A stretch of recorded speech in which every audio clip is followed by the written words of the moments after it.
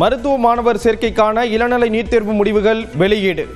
தமிழ்நாடு அளவில் சூரிய நாராயணன் முதலிடம்.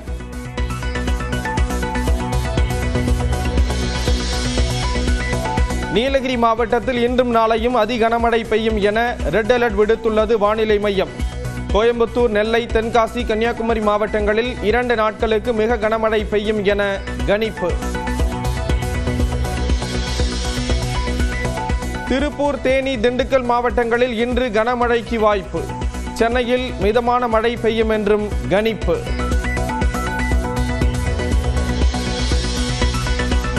தென் தமிழக கடலோர பகுதிகளில் பலத்த காற்று வீசுவதால் மறு அறிவிப்பு வரை ஆழ்கடலுக்கு செல்ல வேண்டாம். நாகப்பட்டினம், கடலூர் மாவட்ட மீனவர்களுக்கு அறிவுரை.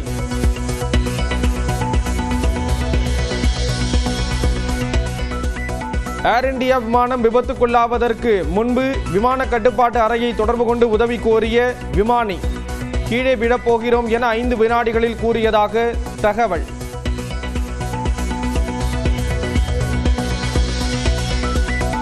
ஏர் இந்தியா விமான விபத்தில் பிஜி மருத்துவக் கல்லூரியைச் சேர்ந்த 4 மாணவர்கள் உயிரிழப்பு. காயமடைந்த 20 பேரில் 11 பேர் குணமடைந்துள்ளதாக மருத்துவக் கல்லூரியின் இளநிலை மருத்துவர்கள் சங்கம் அறிவிப்பு. திமுக மண்டல பொறுப்பாளர்களுடன் முதலமைச்சர் மு.க. ஸ்டாலின் ஆலோசனை. சட்டப்பேரவை தேர்தலுக்கான பணிகள் குறித்து கருத்து கேட்பு.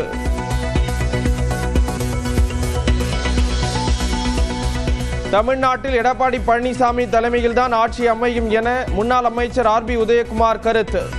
பாஜக ஆட்சி அமையும் என்று கூறிய அண்ணாமலைக்கு மறைமுகமாக பதிலடி. தலைமையிலே தான் அண்ணா திராவிட முன்னேற்ற கழக ஆட்சி மலரும்.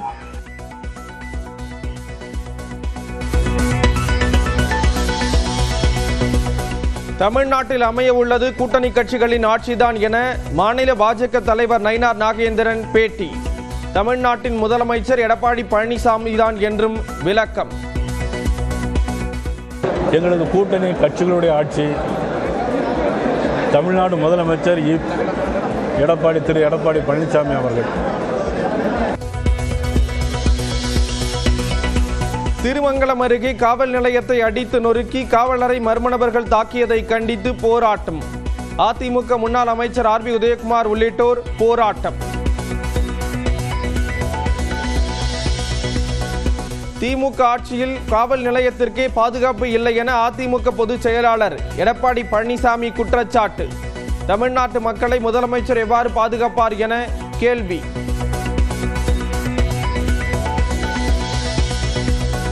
மதுரையில் நடைபெறும் முருக பக்தர்கள் மாநாட்டில் 5 லட்சம் பேர் பங்கேற்பார்கள் என இந்து முன்னணி நம்பிக்கை. உத்தரப்பிரதேச முதலமைச்சர் யோகி ஆதித்யநாத், ஆந்திர துணை முதலமைச்சர் பவன் கல்யாண் பங்கேற்க வாய்ப்பு இருப்பதாக இந்து முன்னணி செய்தி தொடர்பாளர் பேட்டி. கோடநாட்டில் கொலை செய்த அந்த சார் யார் என நாம் தமிழர் கட்சியின் தலைமை ஒருங்கிணைப்பாளர் சீமான் கேள்வி. முருகன் மாநாட்டை பாஜக நடத்துவது ஒரு மார்க்கெட்டிங் என விமர்சனம். பாமக விதிகளின்படி கட்சியை தனது கட்டுப்பாட்டுக்குள் கொண்டுவர அன்புமணி ராமதாஸ் முயற்சி. மாவட்ட அளவில் பொதுக்குழு கூட்டத்தை கூட்டி நிர்வாகிகளை நியமிக்கும் தீர்மானங்களை நிறைவேற்ற அறிவுரை.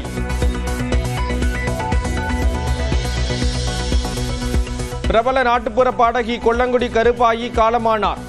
வயது மூப்பால் காலமான கருப்பாயி உடலுக்கு பொதுமக்கள் அஞ்சலி.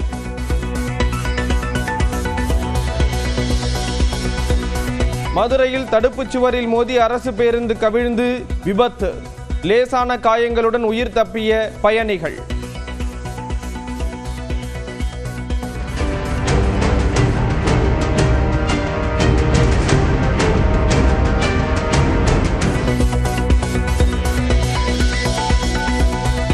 மேட்டூர் அணையிலிருந்து திறக்கப்பட்டு 2 நாட்களில் முக்கொம்பு அணைக்கு வந்த காவிரி நீர். மலர் தூவி வரவேற்ற விவசாயிகள்.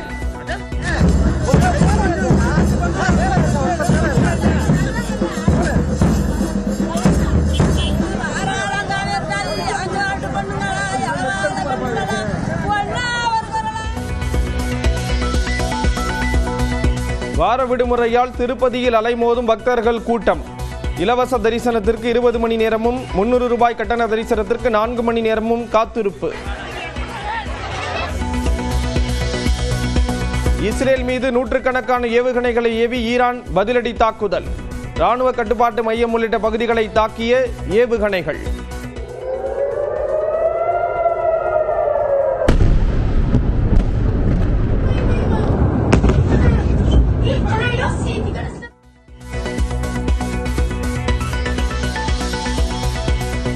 ஈரான் இஸ்ரேல் மோதல் குறித்து ஐநா பாதுகாப்பு சபை ஆலோசனை.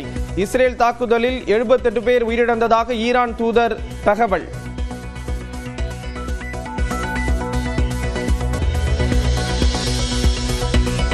மருத்துவ மாணவர் சேர்க்கைக்கான இளநிலை நீட் தேர்வு முடிவுகள் வெளியீடு.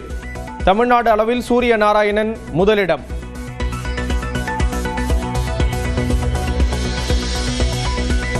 நீலகிரி மாவட்டத்தில் இன்றும் நாளையும் அதி கனமழை பெய்யும் என ரெட் அலர்ட் விடுத்துள்ளது வானிலை மையம். கோயம்புத்தூர், நெல்லை, தென்காசி, கன்னியாகுமரி மாவட்டங்களில் 2 நாட்களுக்கு மிக கனமழை பெய்யும் என கணிப்பு. திருப்பூர், தேனி, திண்டுக்கல் மாவட்டங்களில் இன்று கனமழைக்கு வாய்ப்பு. சென்னையில் மிதமான மழை பெய்யும் என்றும் கணிப்பு.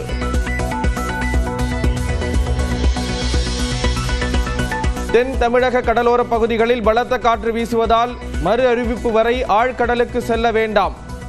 நாகப்பட்டினம், கடலூர் மாவட்ட மீனவர்களுக்கு அறிவுரை.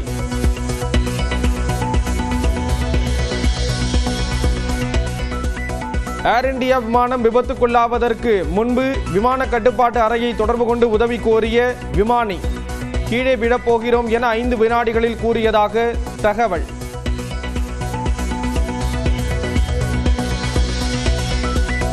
ஏர் இந்தியா விமான விபத்தில் பிஜி மருத்துவக் கல்லூரியைச் சேர்ந்த 4 மாணவர்கள் உயிரிழப்பு. காயமடைந்த 20 பேரில் 11 பேர் குணமடைந்துள்ளதாக மருத்துவக் கல்லூரியின் இளநிலை மருத்துவர்கள் சங்கம் அறிவிப்பு. திமுக மண்டல பொறுப்பாளர்களுடன் முதலமைச்சர் மு.க. ஸ்டாலின் ஆலோசனை. சட்டப்பேரவை தேர்தலுக்கான பணிகள் குறித்து கருத்து கேட்பு.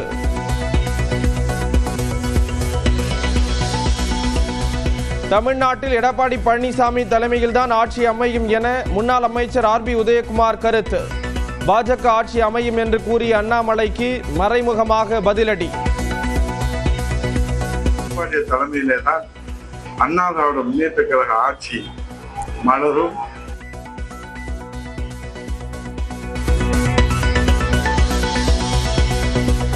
தமிழ்நாட்டில் அமைய உள்ளது கூட்டணி கட்சிகளின் ஆட்சிதான் என மாநில பாஜக தலைவர் நயினார் நாகேந்திரன் பேட்டி. தமிழ்நாட்டின் முதலமைச்சர் எடப்பாடி பழனிசாமி தான் என்றும் விளக்கம். எங்களது கூட்டணி கட்சிகளுடைய ஆட்சி. தமிழ்நாடு முதலமைச்சர் திரு எடப்பாடி பழனிசாமி அவர்கள். திருமங்கலம் அருகே காவல் நிலையத்தை அடித்து நொறுக்கி காவலரை மர்ம நபர்கள் தாக்கியதை கண்டித்து போராட்டம். அதிமுக முன்னாள் அமைச்சர் ஆர்.பி. உதயகுமார் உள்ளிட்டோர் போராட்டம். திமுக ஆட்சியில் காவல் நிலையத்திற்கே பாதுகாப்பு இல்லை என அதிமுக பொதுச் செயலாளர் எடப்பாடி பழனிசாமி குற்றச்சாட்டு. தமிழ்நாட்டு மக்களை முதலமைச்சர் எவ்வாறு பாதுகாப்பார் என கேள்வி.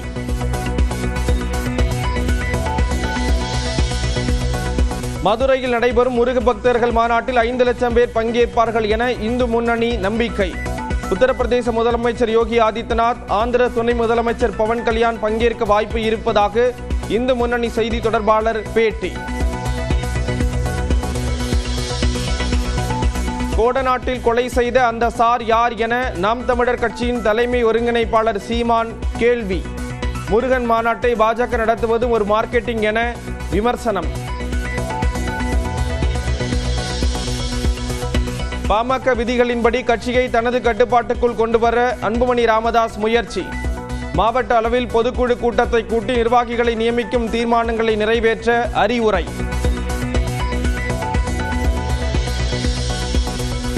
பிரபல நாட்டுப்புற பாடகி கொல்லங்குடி கருப்பாயி காலமானார். வயது மூப்பால் காலமான கருப்பாயி உடலுக்கு பொதுமக்கள் அஞ்சலி.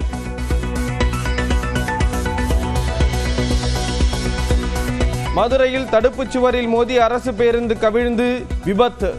லேசான காயங்களுடன் உயிர் தப்பிய பயணிகள்.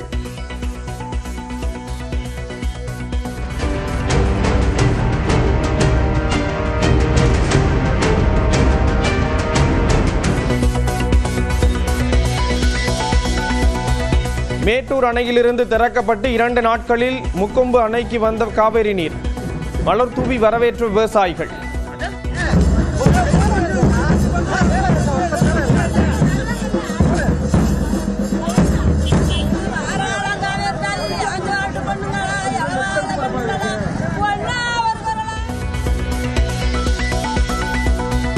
வார விடுமுறையால் திருப்பதியில் அலைமோதும் பக்தர்கள் கூட்டம். இலவச தரிசனத்திற்கு 20 மணி நேரமும் 300 ரூபாய் கட்டண தரிசனத்திற்கு 4 மணி நேரமும் காத்திருப்பு. இஸ்ரேல் மீது நூற்றுக்கணக்கான ஏவுகணைகளை ஏவி ஈரான் பதிலடி தாக்குதல். ராணுவ கட்டுப்பாட்டு மையம் உள்ளிட்ட பகுதிகளை தாக்கிய ஏவுகணைகள்.